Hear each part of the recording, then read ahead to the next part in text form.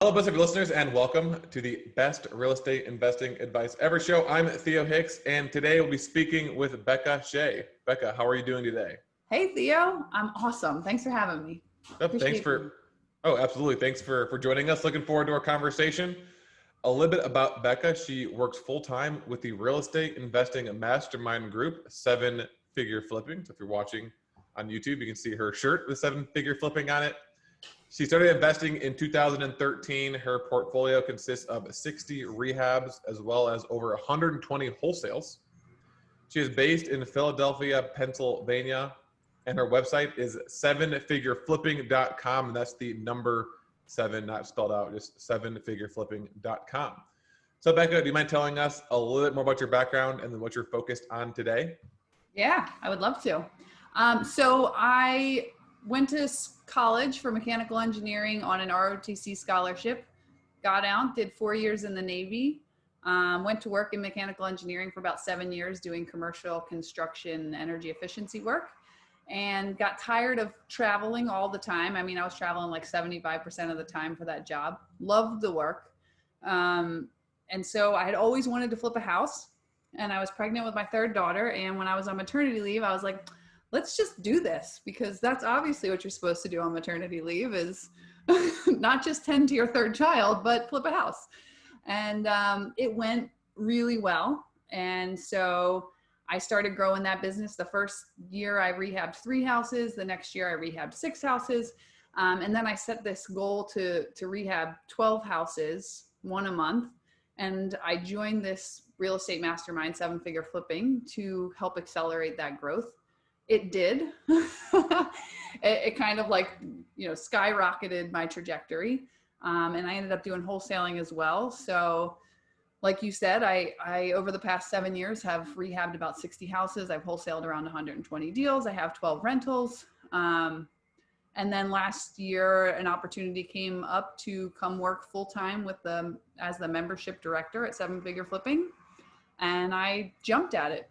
So one of the things that we do that's really unique, and actually the reason why I got asked to come aboard, was I had been running these small group accountability sessions just on my own as a member, because I realized the power of focus and being held to, like really laying out the path and the actions you want to take to achieve your goal. And so I had been running these quarterly accountability sessions, and they were like, let's formalize this. We want to make this available to all the members.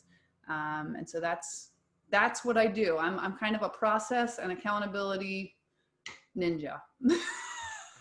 How many flips did you end up doing in that year 3? So your goal was 12. Did you do 12 or more? I think I did 16. 16. Okay, 16. Perfect.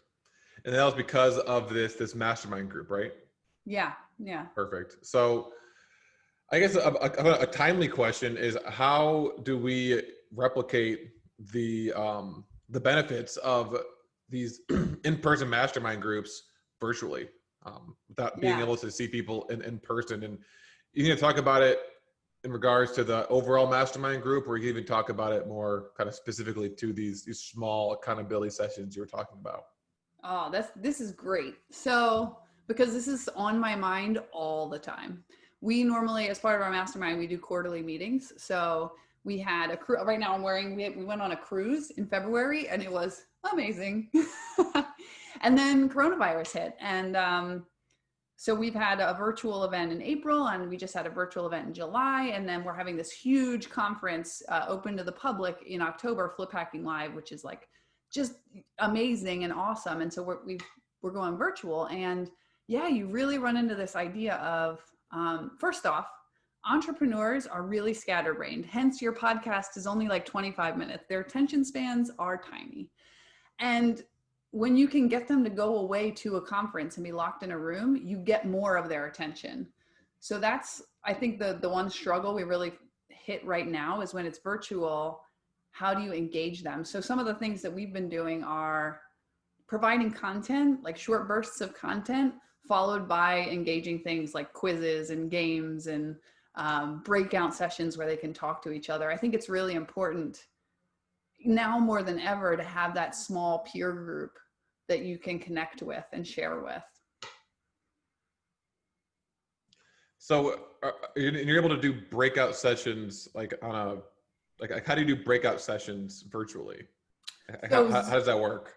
So Zoom actually has a pretty cool feature where it'll allow you to do breakouts. So like, let's say we're presenting to 200 or 300 people. You can then do these breakout rooms and break it down into like 5 to 6 people in a separate room. And so usually we'll say like, hey, I want everybody to share their top takeaway. We're going to break you up into groups of 5. Just spend a few minutes talking about what you just got out of that last presentation. Like, how did it impact you? Because the point of education is to like hit people where it hits, you know, like where it's most important to them. And if you can't do that, then you're just a talking head, right?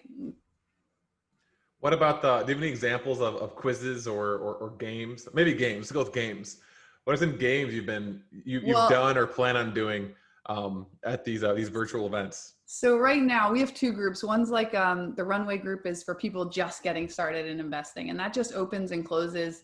It kicks off at our Flip Hacking Live event in October, and it's a 12-month program, almost like a class that you go through with. But we have a higher level group, Altitude, and we want to do a member appreciation event for them. So we're going to bring in like a really high profile, awesome speaker to do a like leadership workshop with us. Which I'm not going to spill the beans on. But then the other thing is we're going to do is a contest. And it will probably already have happened by the time this airs. So I think I can share the details. But I bought this little, I bought a 3D dollhouse, like a 3D puzzle. And we're going to have a contest. We're going to break people up into like red team and blue team. We're going to pick 2 charities, have the charities come in and kind of fight for why their team needs to win. And then we're going to set them to work having a competition, building these 3D puzzles and decorating them with whatever stuff they have around their house and, you know, stuff like that. And then we'll do Zoom breakout rooms throughout it. So you can be like, hey, what are you doing? How's that going? Did you build that? That looks cool, you know? No, I was talking to someone last week, and she mentioned when you're doing these engaging things, have it involve something people already have like in their own homes and getting them out of their chairs and things like that. So no, thanks for sharing that, because I was always curious of what people are going to start doing now that they can't hold in-person mastermind groups, in-person conferences. Do you mind maybe talking a little bit about your, because you mentioned one of the reasons why you were on the show is that accountability groups. Maybe walking us through that, how it started, and then maybe the benefits of it, and then how people can replicate that themselves to get, you know, the benefits of that accountability group. Yeah. So it's funny because the reason I joined the mastermind is because I had been networking with other investors, and there were 4 or 5 like-minded, kind of shared my core values investors who had goals as big as my goals were, which I think is the first thing. Is like, find people who share your vision and have kind of your work ethic, and then ask them if they want to meet once a week. And then the thing that I find people really struggle with, and I think we'll come back to this in the lightning round, is getting clarity on exactly what they want to accomplish. Every time a new member comes into our group, I'm like, what's the one thing you're going to focus on this quarter? And they're like, I'm going to hire someone. I'm going to put some systems in place. I'm going to raise a bunch of money. I said, no. What's the one thing? Like, let's just move the needle one space forward, because when you try to implement all that stuff, you just spin your wheels. You don't get anywhere. So that's, I think the key to accountability is, number 1, getting laser focused on what success looks like, putting a timeline on it. So there's a book called The 12-Week Year this book like changed my life. It's what was the genesis for these accountability groups. So get the 12-week year, find some people who you respect, who have similar goals, and then get accountable to them and know exactly what you're being accountable for. And then do you do these over Zoom now? Yeah. So, well, because we're a national mastermind, we were always doing them over Zoom. So like, my accountability meeting is Monday morning at 8 a.m. for 30 minutes. I meet with the same 7 people every week. They know exactly what I'm working on. They know exactly what actions I was supposed to take. So I have to say to them, you score your actions. So I'm like, I was at 20% on my actions, or I was at 80% on my actions last week. if I want to learn more about this, is do that like somewhere I can go to learn more about how to create my own accountability group, like a blog post or anything? I don't have one. I should. I wish I did. I don't really, but I would say start with this. The 12-week year is really super impactful. I heard Okay. about it from somebody else, and I'm happy to pass that along. Do you focus more on flipping or wholesaling? For a while, so I started as a rehabber, and I added in wholesaling to feed my rehabbing machine, to make sure I always had a deal. And then that grew bigger. And at some point I shifted off of rehabbing into wholesaling, and I realized that actually was the wrong choice for me. I identify as a rehabber, and I've now come to realize that they're two different mindsets almost. So I would say to people who are unsure where they're at, ask yourself, do you like marketing and sales, or do you like project management? And whichever one you line up with probably is a little bit more like project management, probably landlords, rehabbers. That's me. Okay. I like processes. What's the number one source of the deals you've done? So you've got 160 rehabs, 120 wholesale, so over 180 deals.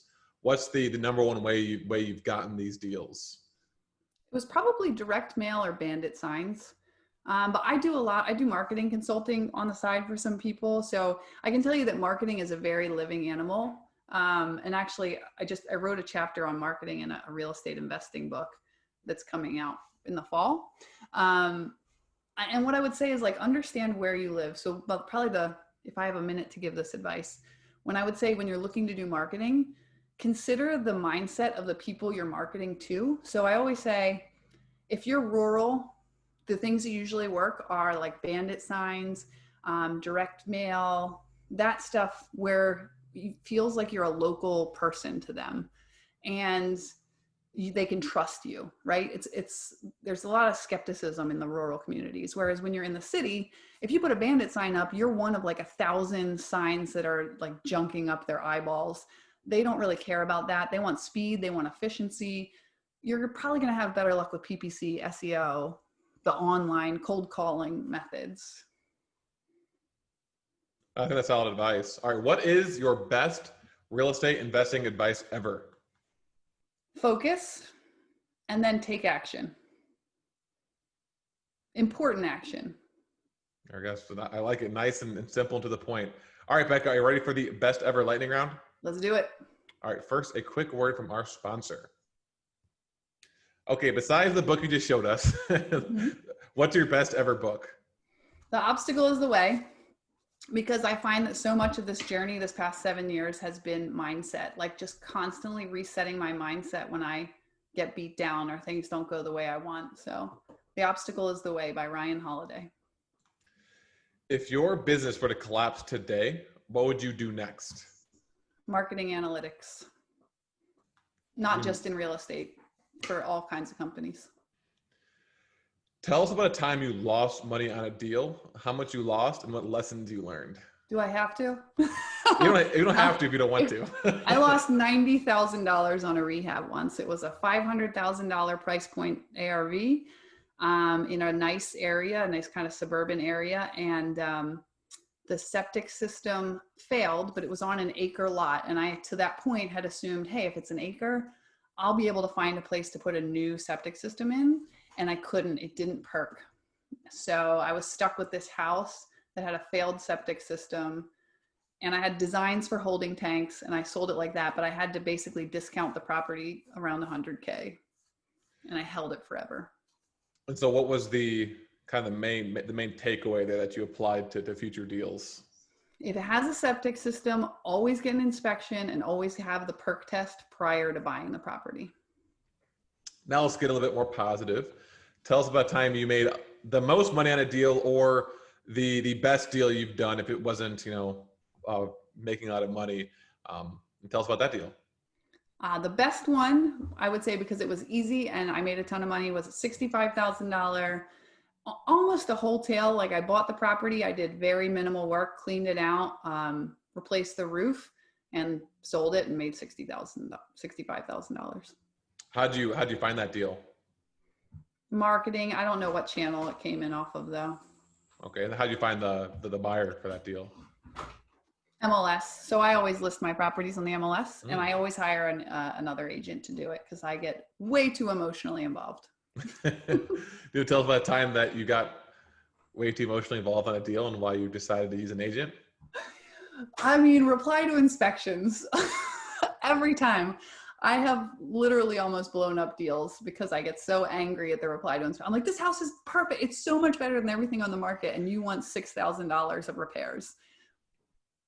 I don't do a good job with that. When we say reply to inspections, you mean when you have a buyer and then they do the inspection, they say, I want you to fix this and this and this, or I want you to give me, $100,000. Yeah. That makes sense. What is the best ever way you'd like to give back? I really like when I have time to just spend 20 or 30 minutes talking with someone about what their goal is and helping them get clarity on what they need to focus on and what the important actions are. Perfect. And then lastly, what is the best ever place to reach you? And I know you had a few things you also wanted to give away, so I'll give you time to talk about those as well. Cool. The best place to find me is on Facebook. I'm there all the time. So Beka Shea, Bekashea. I think it's Beka_Shea is my actual Facebook tag.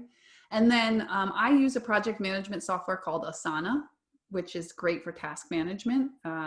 So I was saying earlier that you said your audience really likes checklists and stuff, and I love checklists. I've created 2 templates, one for wholesaling, one for rehabbing, that I personally would use in my business to make sure I didn't miss anything.